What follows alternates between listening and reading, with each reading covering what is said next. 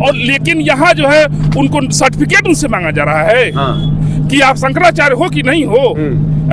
इस देश में जो है सनातनियों का यह देश है, इस देश में और इस प्रयाग में ये घोर अत्याचार है, घोर अत्याचार, घोर अत्याचार। जय हिंद। आप देख रहे हैं प्रचंड भारत न्यूज।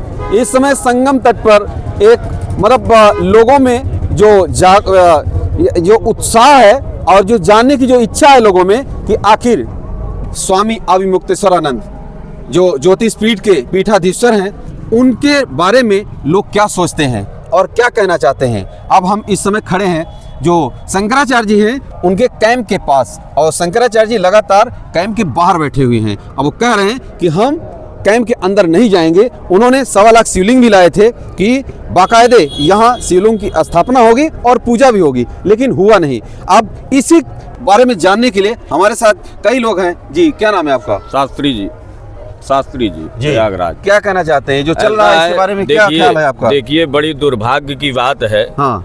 राजगद्दी छोटी होती है, व्यास गद्दी बड़ी होती है। हमारा सनातन इतिहास बता रहा है कि जब भी राजगद्दी के ऊपर संकट आता था तो व्यास गद्दी से समाधान निराकरण करने पहुंचती थी, चाहे दशरथ रहे हो, चाहे जो भी रहे हो, धार्मिक राजा जो भी रहे हो। आज दुर्भाग्य है कि उत्तर प्रदेश में धार्मिक राजा बना हुआ है और राजगद्दी के मद में इतना चूर हो गया है कि व्यास गद्दी को ठुकरा करके राजगद्दी के अहंकार में अब कुछ संत लोग हैं जो चाटुकारता उनकी कर रहे हैं। जितने यहाँ संत हैं सब गंगा मैया की सौगंध खा के कहे किसने नहीं कहा कि गौ हत्या बंद हो, गौ माता की जय हो। जब सब लोग कह रहे हैं कि गौ हत्या बंद हो, तो हमारे शंकरा महाराज पूज्यपाद शंकराचार्य जी महाराज केवल गौ आंदोलन ही तो कर रहे हैं कि गौ हत्या बंद हो। तो कुछ संत लोग इतने चाटुकार हो गए हैं, समाज में तो बोल देंगे गौ हत्या बंद हो, गौ माता की जय हो, लेकिन यही राज्य सरकार गौ हत्या करवा रही है। कुछ चाटुकार जो संत लोग हैं उनका सपोर्ट कर रहे हैं। ये बड़ी शर्म की बात है। ये उपासना का केंद्र है प्रयागराज, यहाँ कुछ चाटुकार संत लोग वासना में बदल रहे हैं। तो जहाँ पे उपासना का केंद्र में अगर वासना आएगी तो अधर्म संक वर्ण फैलेगा और दुराचार में के पद पे जब संत लोग चले जाएंगे तो ये मानव गृहस्थवान लोग कहाँ जाएंगे? गृहस्थवान लोग जब उलझन में आते हैं तो किसके पास जाते हैं? संतों के पास जाते हैं और संत उसका निराकरण करते हैं। लेकिन आज गृहस्थवान हो या राजगद्दी के अहंकार में चूर हो, हमारे जो धर्म की मूल जड़ है वो आदि गुरु शंकराचार्य जी ने बनाया था। तो धर्म के अगर किसी पेड़ का जड़ ही काट दोगे तो क्या उस पत्ते हरे भरे रह जाएंगे? क्या फल उसके हरे भरे रह जाएंगे? क्या छांव आप ले पाएंगे? शंकराचार्य जी की बात कर रहे हैं जी। 32 साल की अवस्था में पूरे देश में तब न जहाज थी, न रोड था, न हाईवे था, न गाड़ी थी, बिल्कुल कोई साधन नहीं था। उस अवस्था में देश के चारों कोनों में जाकर के 4 मठ की स्थापना की। पहले जो साधन था उसका कौन ऋषि, कौन महात्मा, कौन राजा यूज नहीं किया। आज जो साधन है उसका भी सभी ऋषि महात्मा यूज कर रहे हैं। पहले विमान था, रथ था, तुरंग थे, अश्व थे, घोड़े थे, इत्यादि थे। ये लग्जरी गाड़ियां थी, तो इनमें लोग यूज करते थे, चलते थे। आज जो उसी में डिफार्चर, फॉन्डर, फॉर्चून क्या है हमें तो याद ही नहीं है। क्या नाम भैया आपका? मेरा नाम एडवोकेट अजीत तिवारी है। जी अजीत, क्या कहना चाहते हैं इस पूरे मुद्दे पर? इस मुद्दे पर पूज्यपाद जगत गुरु शंकराचार्य जी महाराज के ऊपर जो इस प्रकार के प्रशासनिक आला अधिकारियों द्वारा जो बर्बरता किया गया, बटुकों के साथ जो उनकी शिखा को पकड़ करके उखाड़ा गया, और ये आध्यात्म जगत में ऊर्जा प्राप्त करने वाली ये नगरी है, ये महर्षि भरद्वाज ऋषि की तपोभूमि है। और आध्यात्म का या जो संगम होता है प्रयागराज, ये विश्व का सबसे बड़ा मेला है। और मेले का आयोजन संत महात्मा और तमाम श्रद्धालु कल्पवासी इस मेले का आयोजन, इस मेले की व्यवस्था के लिए शासन प्रशासन या तमाम लोगों की व्यवस्थाओं के लिए ये नौकरशाही लोग लगाए जाते हैं सेवा के लिए। जिस प्रकार से ब्यूरोक्रेट यहाँ का अधिकारी, आला अधिकारी पूज्यपाद शंकराचार्य जी महाराज को अपमानित और बटुकों की शिखा को उखाड़ने का काम किया, और उस समय किया जिस समय उत्तर प्रदेश के मुखिया एक संत हैं, एक पीठाधीश्वर हैं, और उसके बाद भी संत की पीड़ा। और ऐसी क्या मुख्यमंत्री जी को या प्रधानमंत्री जी को ऐसी कौन सी अधिकारियों से इनको काम लेना है कि एक संत का अपमान और विश्व जो चल रहा है आज सोशल मीडिया और मीडिया के माध्यम से, देश ही नहीं, प्रयागराज नहीं, पूरा विश्व इसको देख रहा है। पूरा विश्व का सनातनी इससे अचंभित है। और जो आप कह रहे थे कि कटेंगे कि बटेंगे तो कटेंगे, आज आपने संत हो करके और इस आध्यात्म की नगरी प्रयागराज में जिस प्रकार से संतों को आपने बांटने का काम किया है, विरोधाभास पैदा करने का काम किया है, इसमें तमाम हम जैसे करोड़ों करोड़ों सनातनी हतप्रभ हैं, परेशान हैं, हताश हैं। हमारे धर्म को शायद मैं कहने में गुरेज होगा, हो सकता है मेरे ऊपर दबाव आ जाए, मुकदमा हो जाए, लेकिन मैं अपनी बात को कहने में थोड़ा भी संकोच नहीं करूंगा कि वर्तमान समय में जिस प्रकार की बर्बरता औरंगजेब ने नहीं किया था, वर्तमान समय में योगी और मोदी की सरकार अध्यात्म की नगरी प्रयागराज में जिस प्रकार से चीजें कर रहे हैं, संत को अपमानित कर रहे हैं। और ये तानाशाही कि मुख्यमंत्री बैठा है और महाराज जी की कोई ओवरटेक नहीं है कि सम्मान पूर्वक अधिकारी या कोई जिम्मेदार व्यक्ति आ जाए, मैं स्नान करने के लिए तैयार हूं। और शायद योगी मोदी को इस बात की पता नहीं है कि अगर पूज्य शंकराचार्य जी महाराज जी का वाहन होगा तो इलाहाबाद के करोड़ों लोग, देश और प्रदेश के लोग आकर इस मेले को रैली में बदल देंगे और यहाँ का शासन और प्रशासन, यहाँ का एक भी खाकी वर्दी, एक भी शासन प्रशासन के लोग नहीं दिखेंगे। नहीं करना है, क्योंकि ये सनातन परंपरा, ये अपनी आध्यात्मिक जगत है। और जो ये परंपरा है, आज एक कानून को मैंने देखा पर उस दिन नोटिस लेके आया था 12 बजे रात। क्या कोई मेले के कर्मचारी हैं क्या? पूज्य पाद शंकराचार्य जी महाराज, ये टेम्परेरी मेला होता है, 1 महीने के लिए यहाँ व्यवस्थाएं होती हैं, यहाँ मेलाधिकारी नियुक्त होता है।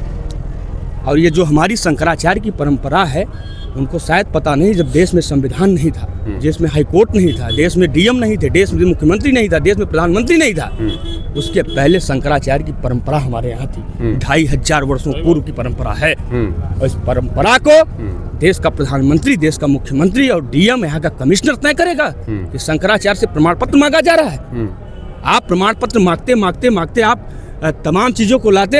हो सकता है हिंदुस्तान के जनमानस इस बात को आप ध्यान दीजिएगा, जिस योगी मोदी की अंधी भक्ति आप लोग कर रहे हैं, रात को सोएंगे, देश को ये बेच के चले जाएंगे, सुबह आप आएंगे और सुबह आप जो है यहाँ पर जिस प्रकार से हम लोग यातनाएं सहे हैं अंग्रेजी हुकूमत में, ब्रिटिश हुकूमत में, मुगलों की हुकूमत में, उसी प्रकार से हम लोग बंधुआ मजदूर इस भारत में करके वो चले जाएंगे। उनको देश से किसी प्रकार के, प्रदेश की जनता से किसी प्रकार की पीड़ा नहीं है, क्योंकि वो जब सनातन के नहीं हो सकते, संत के नहीं हो सकते, तो किसी के हो नहीं सकते। और 2 लाइन में ये कहूंगा कि संत का सम्मान कर न सका वो सरकार निकम्मी है, और जो सरकार निकम्मी है वो सरकार बदलनी है। कौन है अंधभक्त? कौन है अंधभक्त?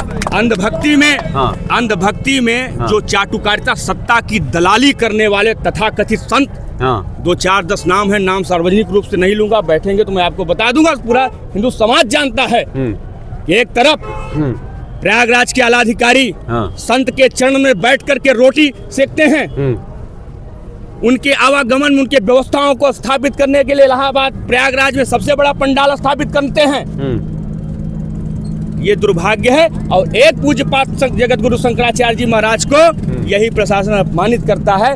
ये दोगलापन, और इसलिए समय तरीके पर, देश काल परिस्थिति पर पूज्य पाद शंकराचार्य जी महाराज विधि के संबद्ध जो सनातन परंपरा है, और सरकार जब गलती करती है, सरकार को यह व्यवस्था फैलाती है, तो शंकराचार्य मुखरता के साथ अपनी बात को बेबाकी से रखते हैं। इस बात की सरकार को पीड़ा है, इस बात का तकलीफ है, इस प्रकार से संत को अपमानित करें। लेकिन शायद उनको पता नहीं है कि शंकराचार्य परंपरा को मानने वाले करोड़ों असंख्य देश और विदेशों में सनातनी बैठे हुए हैं, वो देख रहे हैं, और इनको वोट की चोट से, इनको सत्ता से बेदखल करने के लिए आने वाले समय में, आने वाले तारीख में इनको मुंहतोड़ जवाब दे करके इनको एक कोने बैठाने का काम करेंगे। एक कोने बैठाने का काम करेंगे। जी सर, क्या नाम है? जी, मैं डॉक्टर आशुतोष पांडे। जी, कहाँ के रहने वाले हैं सर? प्रयागराज से ही हूँ। जी, क्या कहना चाहते हैं? देखिए, मुख्यमंत्री जी की हठ धर्मिता के कारण आज संत समाज दो वर्गों में बंट चुका है। हाँ एक समाज सरकार समर्थित संत हो गए हैं, दूसरे जो सच बोल रहा है उसको सरकार विरोधी का दर्जा दे दिया जा रहा है। अच्छा। तो मुख्यमंत्री जी से मेरा ये आग्रह है कि वो अपनी हठ धर्मिता छोड़कर, और शंकराचार्य जी से वो बहुत छोटे हैं, हाँ। शंकराचार्य जी के सामने उनका कोई कद नहीं है, तो सत्ता के अहंकार को छोड़कर ना अपने आए तो अपने कर्मचारी अधिकारी को भेजकर एक माफी उनसे महाराज जी से क्षमा याचना करें और महाराज जी को शीघ्र गंगा स्नान कराएं। हाँ। क्योंकि मुख्यमंत्री का पद जो है वो राज्य सत्ता का विषय वस्तु है, जबकि शंकराचार्य अलौकिक शक्ति का प्रतीक है। तो शंकराचार्य के आगे मुख्यमंत्री या कोई पद कोई मायने नहीं रखता है।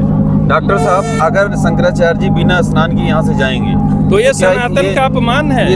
ये क्या मामला बड़ा हो जाएगा, बढ़ेगा? बड़ा या छोटा है तो लोग जाने, लेकिन ये सनातन का अपमान है कि जो जिस शंकराचार्य जी के लोगों के द्वारा ये कुंभ मेले का निर्माण किया गया था, कुंभ मेला बसाया गया था, अगर वही शंकराचार्य आज गंगा स्नान के बिना लौट जाते हैं तो ये सनातन का अपमान है। और दूसरा चीज, मेरा एक रिक्वेस्ट मीडिया से है कि महाराज जी को भाजपा विरोधी के रूप में पेश किया जाता है, जबकि भगवान कृष्ण के सामने आपको याद होगा कृष्ण भी अर्जुन भी गए, दुर्योधन भी गए। हाँ। तो केवल अखिलेश यादव या राहुल गांधी के आ जाने की वजह से महाराज जी भाजपा विरोधी नहीं होते। भाजपा के नेता भी केशव प्रसाद मौर्य जी, पंकज चौधरी जी और तमाम भाजपा के नेता महाराज जी के समर्थन में आए हैं और हैं। केवल एकमात्र योगी जी पिछले कुंभ में जो लोग मारे गए थे उनके ऊपर जब महाराज जी ने आवाज उठा दिया था, तो उसके वजह से योगी जी ने उसको अपना व्यक्तिगत ईगो बना लिया है। व्यक्तिगत ईगो बना लिया, बस एकमात्र योगी जी का व्यक्तिगत ईगो है और कुछ नहीं है। हाँ। बस जय श्री सीताराम। हम भी उम्मीद करते हैं कि ये सब बातें जो हो रही हैं योगी जी तक पहुंचना भी चाहिए, पहुंचना चाहिए। आम जनता की राय क्या है, जी जी बिल्कुल। हम यही दिखाना चाह रहे हैं। मैं देवनगरी देवरिया से आया हूँ। अच्छा, देवरिया और अपना विरोध दर्ज कराने आया हूँ। अच्छा। कि महाराज जी के साथ जो है, महाराज शंकराचार्य जी के साथ जो है, हाँ। जो अन्याय हुआ है, हाँ। वो उसके विरोध में मैं अपना विरोध दर्ज कराने आया हूँ। अच्छा। कि ये जो है सनातनियों के खिलाफ जो है, हाँ। ये साजिश चल रही है। हाँ। आई नौकरशाह जो है, हाँ। वो होश में नहीं है। हाँ। नौकरशाह जो है ये सनातनियों के साथ साजिश कर रहे हैं और सनातनियों को सनातनियों से लड़ा रहे हैं। कुछ इधर एक पक्ष में है, कुछ उस पक्ष में है, और सब सनातनी ही एक दूसरे को सर्टिफिकेट देंगे। सरकार सनातनियों की है, देश सनातनियों का है, और सब एक दूसरे को सर्टिफिकेट देंगे। और जो है सनातनियों के खिलाफ साजिश होगी, तो ये जब साजिश होगी तो सब लोग बटेंगे। तो बटेंगे तो कौन बटेगा? जो सनातनी बटेंगे। आप और सनातनी जब बटेंगे तो तभी ना कटेंगे। मुख्यमंत्री जी कह तो रहते कि जो बटेंगे तो कटेंगे, तो काहे लिए उसको चरितार्थ नहीं कर रहे हैं? हाँ। ये महाराज शंकराचार्य जी से वो क्षमा मांगते, हाँ। ये दयालु हैं, हाँ। ये क्षमा कर देते, प्रशासन को भी क्षमा करते और सरकार को भी क्षमा करते। हाँ। आग जो है लग के रहेगी। हाँ, लेकिन एक चीज और भी है, हाँ। कि ये जो है, जो सरकार है और ये जो देश है, ये समझने की जरूरत है पब्लिक को भी और संत समाज को भी, कि ये सनातनियों के खिलाफ ही साजिश है। हाँ। कहीं से भी हाँ। वो तरबूज पे छुरी गिर जाए तो भी तरबूज कटेगा। हाँ। और जो है छुरी पे तरबूज गिर जाए तो भी तरबूजे कटे। सनातनी ही का ही नुकसान होना है। तो ये साजिश को समझना है और इसको जो है नाकाम कर देना है। इसको जो है सफल होने नहीं देना है। साजिश को नाकाम करना है। साजिश को नाकाम करना है कि सनातनियों कैसे नाकाम करेंगे सर? इसको जो है कैसे ठीक करेंगे? हाँ। संतों से जो है क्षमा मांग कर, हाँ। ये जो है ठीक होगा। ऐसे नहीं ठीक होगा कि जो है उनको आप जो है, हाँ। मरवाओगे, पिटवाओगे, घसीटवाओगे, हाँ। और जो है अपने आप जो है स्वतः कोई क्षमा कर देगा जी। ये गलत है कि नहीं है जी? हाँ, देश ऐसे चलेगा? हाँ? ये हमारा विरोध दर्ज कराने आया हूँ जी। देवरिया से आए हैं? देवरिया से। हाँ। मेरा देवरिया जनपद में, हाँ। बॉर्डर पर मेरा गांव है कपरवार जी जी। और मुख्यालय पर ही रहता हूँ। हाँ। और मैं वीडियो देखकर बहुत दुखी हुआ। हाँ, तब आए आप यहाँ? और ये आया हूँ। हाँ। और महाराज जी का दर्शन किया। हाँ। और स्नान किया। हाँ। और आगे भी जो है आशा करता हूँ कि सरकार होश में आएगी। हाँ। प्रशासन नौकरशाह होश में आएंगे। हाँ। और महाराज जी के जो है शरणागत होंगे और सनातनियों का जो है भैया कहिए योगी जी होश में आओ। हाँ, होश में आओ, सरकार होश में आओ। हाँ। नौकरशाह होश में आओ। हाँ। ऐसे नहीं चलेगा कि नौकरशाह जो है हाँ, हाँ। ये जो है तमाशा करेंगे यहाँ पर। हाँ, आइए और लोगों से बात करते हैं जी। जी। क्या नाम है आपका? मेरा नाम देवेश शर्मा है। जी, कहाँ से आए मैं हैं? मध्य प्रदेश से आया हूँ, कहाँ से? ग्वालियर से। जी। मैं बहुत छोटी सी बात कहूँगा, हाँ। क्योंकि मेरे से पूरी सारी बातें हो चुकी हैं लगभग। हाँ।